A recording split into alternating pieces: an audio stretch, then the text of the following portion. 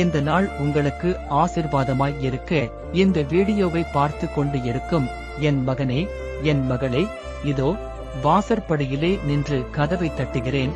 ஒருவன் என் சத்தத்தை கேட்டு கதவை திறந்தால் அவனிடத்தில் நான் பிரவேசித்து அவனோடே போஜனம் பண்ணுவேன், அவனும் என்னோடே போஜனம் பண்ணுவான். வெளிப்படுத்தின விசேஷம் அதிகாரம் 3 வசனம் 20. ஒருவரிடத்திலொருவர் அன்பு கூறுகிற கடனை இல்லாமல் மற்றொன்றிலும் ஒருவனுக்கும் கடன்படாதிருங்கள். பிறனிடத்தில் அன்பு கூறுகிறவன் நியாய பிரமாணத்தை நிறைவேற்றுகிறான். வெளியாக்கப்படாத மறைபொருளுமில்லை, அறியப்படாத இரகசியமுமில்லை. ஆதலால் நீங்கள் இருளிலே பேசினது எதுவோ அது வெளிச்சத்திலே கேட்கப்படும். நீங்கள் அறைகளில் காதிலே சொன்னது எதுவோ அது வீடுகளின் மேல் கூறப்படும்.